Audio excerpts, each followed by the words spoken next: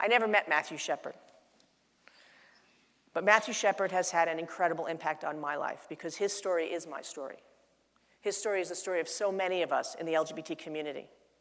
And his story, for reasons that we'll talk about, is a story that actually got told to the extent that so many of you, even now, 15 years later, can raise your hands and know and understand exactly what happened. For those of you that don't know, I'll just give you a little bit of the details. In October of 1998, Matthew Shepard, a college student at the University of Wyoming, was targeted and lured from a bar by two young men, Russell Henderson and Aaron McKinney. He was robbed and beaten to near death, tied to a fence, that fence, I took that picture, and left to die overnight in a pretty freezing cold, windy prairie in Wyoming. The immediate impact was extraordinary. I was working in Washington, D.C. at the time for GLAAD, and we started to get calls and emails from all over the country from people who were hearing about it, saw news stories, had heard the initial reports that he was targeted because he was gay, and he was. And I spoke to the president of the then LGBT student group at the university, a wonderful, wonderful man named Jim Osborne. And I was in Washington, I was standing in my apartment in my pajamas, and I said, what can I do to help? And he said, we are besieged by media, and we don't know what to do, and we need your help. The story got international media attention. When I flew out to Laramie, it was not even 48 hours after they found him, and he did hang on for about 5 days and died on October 12th. But there was media from all over the world, and it was just extraordinary. I was sitting on a plane. It's a very small plane, because when you go from Denver to Laramie, you have to change to a little thing with propellers where they ask you how much you weigh, things like that. Which is not polite, I don't think. How much does your luggage weigh? That's one thing. But I was sitting next to a priest who was actually going to the very same vigil I was at the Newman Center, which is the Catholic church on campus. And I'm looking out the window, and I'm from New York. I'm looking out the window, and I had seen Wyoming on the map. It was square. And there was a little dot in the lower right-hand corner that said Laramie. And he said, look at that. That's the tallest building in the state of Wyoming. And it was the student dorm, and it was 8 floors. And I said, I feel like I'm landing on the surface of the moon. I mean, it really looked like, it was just like nothing I'd ever seen. Really incredible. Because when I got there, I was immediately affected by just how much emotion was happening. I showed up at this vigil with this priest, and there were over 1,000 people.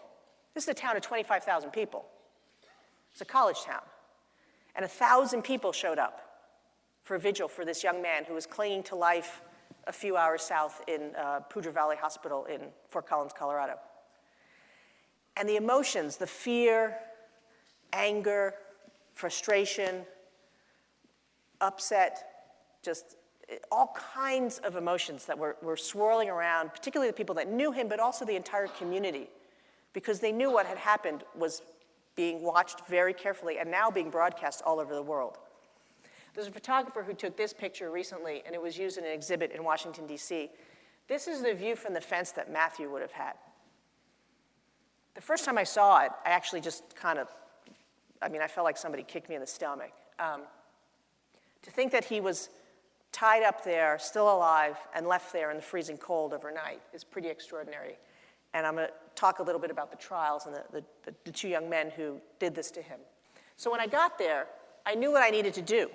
I needed to help make sure that the coverage was good, because for us in 1998, this was the first time that the news media was really paying attention to this issue in a way that was substantial. Hate crimes have been happening for decades, hundreds of years.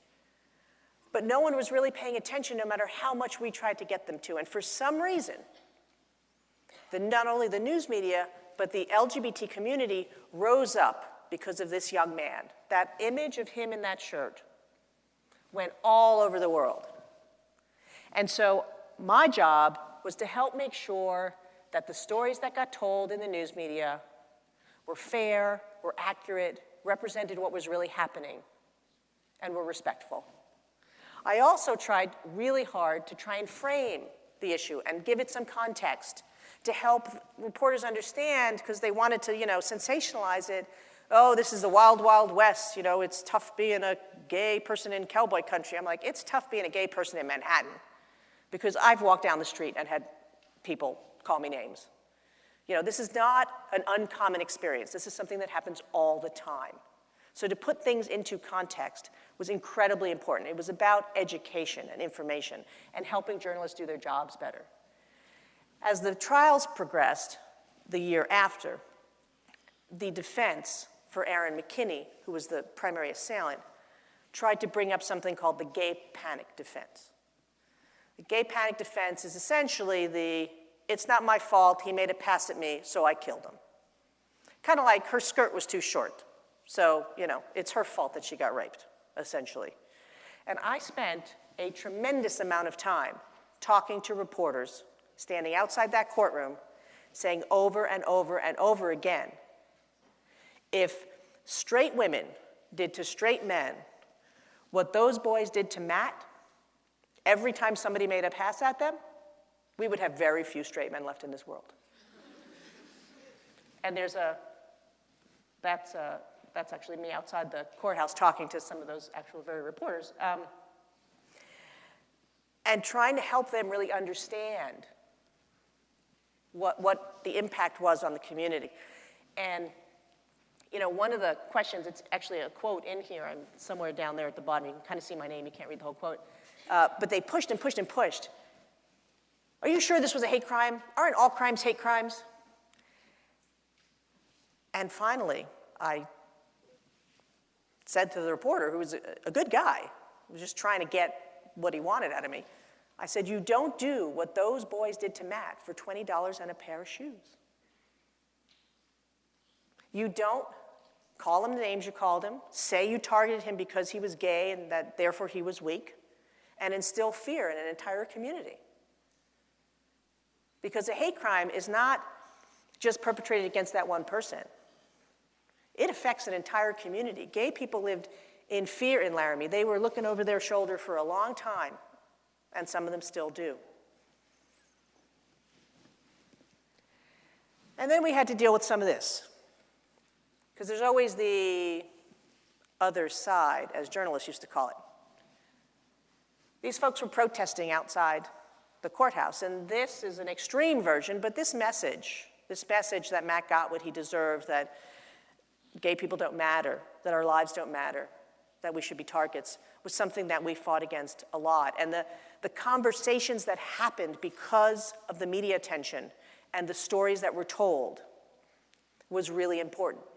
There were hundreds and hundreds of vigils for Matthew Shepard around this country in those 5-6 days before he died. And what happened was, no matter where it was, whether it was Los Angeles or Atlanta or Alabama or New York, it wasn't just about Matt.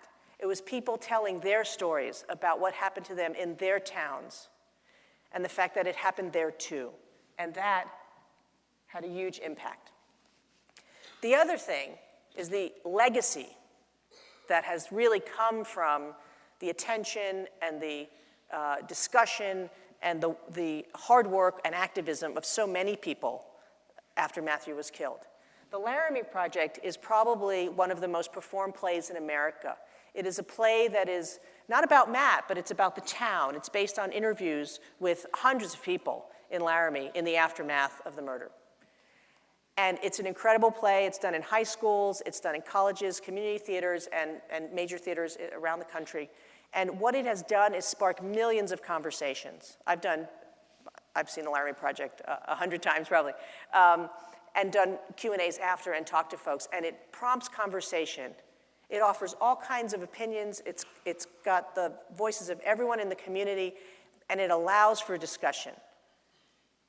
And that is, as his parents often said, what Matt wanted to do with his life. He wanted to be an activist, and he wanted the world to be a better place. The other incredibly important thing, which I always try to put into context again, is that telling Matt's story helped get other people's stories told. Because as I said, this wasn't some isolated incident. This happens all the time.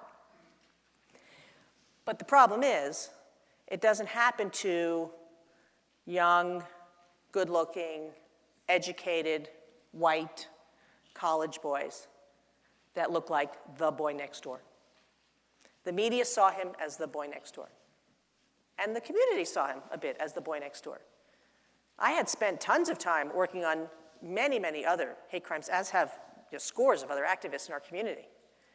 But it's really hard to get the media to pay attention to folks who are lower on the hierarchy of privilege, frankly, which is the reason why Matt's murder and the coverage afterwards gave people a marker and a better understanding and opened up the conversation, so that when Gwen Araujo was killed in a vicious anti-trans hate crime outside of San Francisco, the media was there.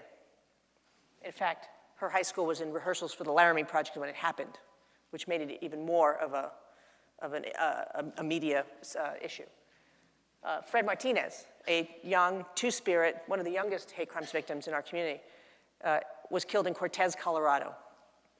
Matthew Shepard's mother, Judy Shepard, came to Cortez to meet with Fred's mom to try and bring attention to this murder because Fred was poor, Navajo, lived in a trailer park, and was sort of more in the middle of nowhere even than Laramie. So it was a little hard to get attention, but we did. And we did it with the reference of this happens to people other than people who look like Matthew Shepard. And finally, just a few months ago in Manhattan, Eastlawn Nettles was brutally attacked in New York City and died.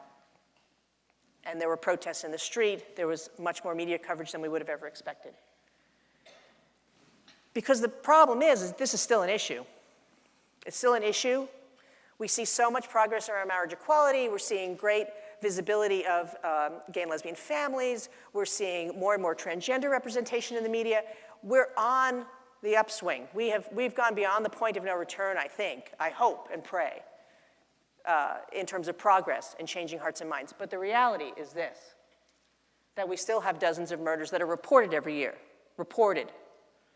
Think of how many may not be reported because people are scared or because the police don't care. We still see over half of our anti-LGBT homicides, transgender women, and the vast majority are people of color. The other legacy is not about media or about culture. It's about policy, politics, law. It took over a decade, but after years of work and lobbying and having the right president in office, we were able to get the Matthew Shepard, James Byrd hate crimes legislation passed.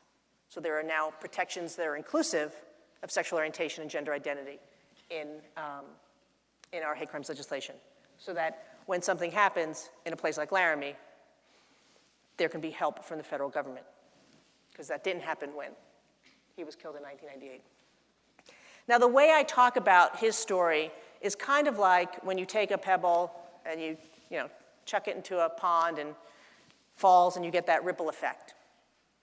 Because that's really what happened. The people who were affected by it talked to other people, individuals who started to, I can't tell you how many people who said they became active in the community, they came out, they got involved in things, they started to give money, they started to volunteer because of what happened to him. The incredible, extraordinary ripple effect. And also just in the larger community, that people woke up and had conversations. Wow, I didn't realize that it was that bad. I had never really thought about it that way. And I think that two messages to take from this are this, which is good can come out of evil. Dennis Shepard, Matthew's father, said that in the courtroom when they were handing out the sentence to Russell Henderson after his plea bargain. For his father to be able to say that a year after losing his child was incredible. And if we look another 14 years past that, how much more good has come out of the work that his family's done and that all the other activists have done and that all of us collectively have done to try to make the world a better place is really pretty incredible. And to me, shows the power of his story and how telling his story and how his story facilitated other stories being told can have amazing impact.